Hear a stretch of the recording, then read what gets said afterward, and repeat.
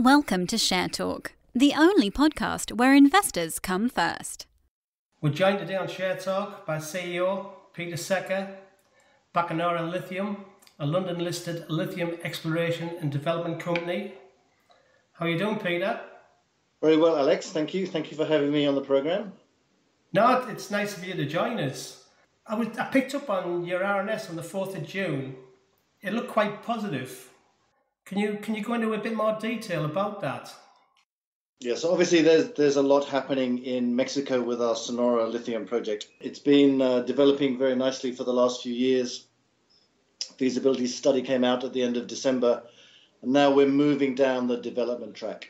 So we've commenced detailed design, and that's about 60% complete. And what that's going to lead into is an investment decision to develop the project at the end of Q2, early Q3 this year. And that means that we want to develop a mine and lithium processing facility that will produce 17,500 tons of lithium carbonate a year, all being delivered into the Japanese cathode market. That brings me on to my next question. With the Japanese agreement in principle to extend their initial lithium offtake partnership for a further 5 years, surely that means there's going to be a lot of growth in your company, Hanwa. Correct. So Hanwa is two things to us. It's an offtake partner, which is important, but it's also a 10% shareholder in Bacanora. So Hanwa is very critical to our development. And as you say, the market is growing strongly. Definitely. At the moment, it's going mainly, our lithium is going mainly into energy storage, electric vehicles, and then renewable energy, and growing somewhere in the region of 18 to 20% year on year. So one of the fastest growing commodities around. And what everybody's concerned about is, because the market is growing so quickly in Asia and in future in the German automotive industry and the American automotive industry, where is future supply coming from? And strategic off-takers are looking for long-term supply. So initially, Hanwa had a 5-year agreement. And very kindly, they've asked to extend that to 10 years, and we're in the process of finalising that agreement. So they will be taking 100% of our production for the first 10 years of the project. I've got to go back to the lithium situation there. I've just looked at Land Rover there. I drive a Range Rover, and what they've done is now they've moved all the production for the diesel motors overseas, so they can basically produce the EV motors in the UK. So even the big manufacturers seem to be seeing the future when it comes to EV and lithium. Yeah, and you're seeing that across the board. It doesn't matter whether it's Asia, Europe, or the US. I mean, China, obviously, in terms of total numbers, is the biggest producer of EVs.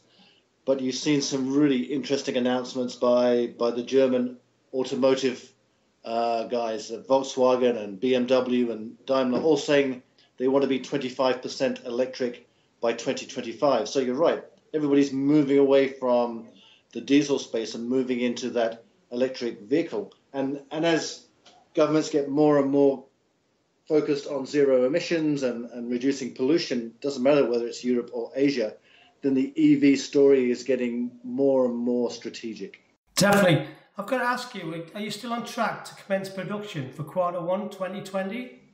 Yes. I mean, we're in the process now of finalising our project financing strategy, both debt and equity. Work on the ground will start in Q3 this year, and that will lead us into having the plants built at the end of 2019 and then producing our first product in first quarter 2020. So it's going to be a very busy 20 months. You're definitely well placed in the market.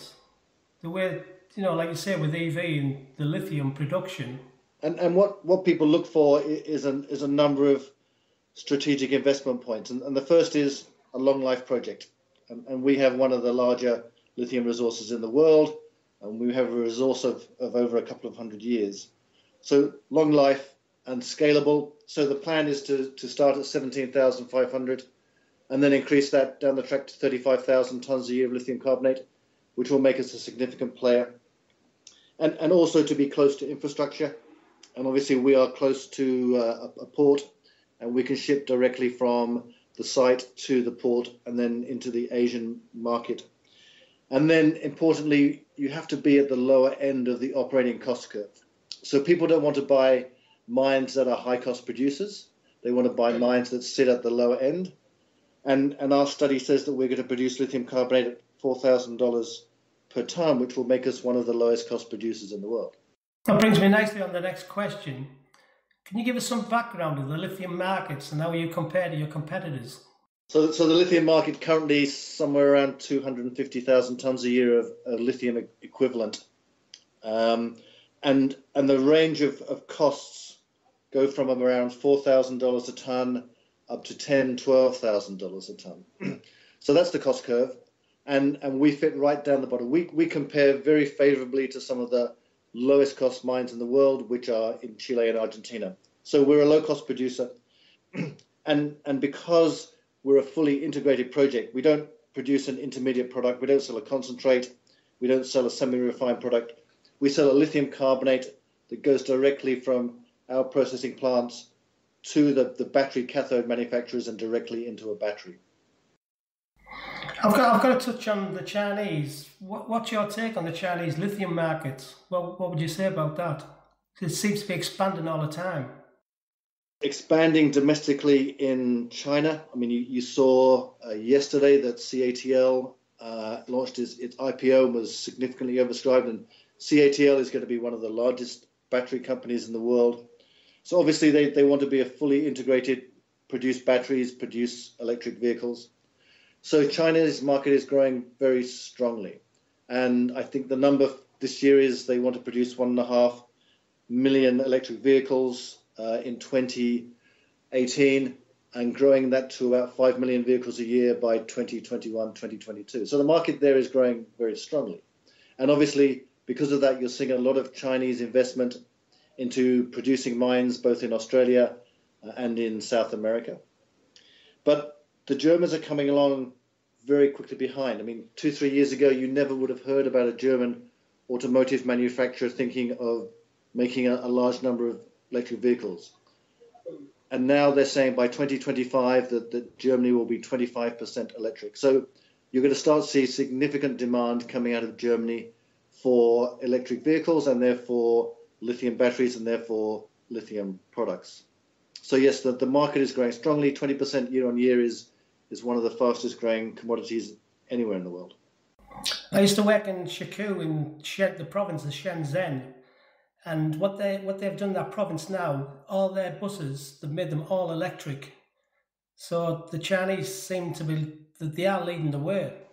They are in both in terms of battery capacity and in terms of electric vehicles, and that's both passenger vehicles and private vehicles. Yeah. China is by far the largest market and will continue to be for a number of years. Can we touch on your project in Mexico? Sure. Just we haven't covered that. Could you talk a little bit about that, please, while I've got you on the line? Sure. So at the moment, we're now at the detailed design stage, and that's progressing very, very well. And we will move from design to construction in Q3 this year, and that will lead us to being in production and producing our first product in Q1 2020. And that's going to be a processing plant that produces 17,500 tons a year of lithium carbonate, which is a large plant. But the plan then is, as the market continues to grow, we want to be able to expand that plant and increase production. So 2025, 2026, we're looking to double capacity and go from 17,500 tons a year to 35,000 tons a year. And obviously the size of the resource and the fact that we're at the lower end of the cost curve lends us very nicely into that expansion strategy. You definitely seem as a company, you've got a lot of expansion to come. Can I just put this final question to you? What would you say to shareholders for Bacanora moving as a company in 2018? So most of our shareholders are London-based or UK-based. Yeah. We're very UK-centric. I mean, we're going to be the only lithium producer listed on the AIM market. And by 2025, we're going to be one of the larger lithium producers in the world. Great. So I think for anybody who wants to invest in a low-cost, long-life lithium asset, we're one of the better bets. Bacanora CEO, Peter Secker, thank you very much for your time, and please revisit Share Talk. Thank you, Alex. I appreciate that. Thank you. All right, thank you. Thank you for listening. Remember to visit our website for more news and other podcasts at www.share-talk.com.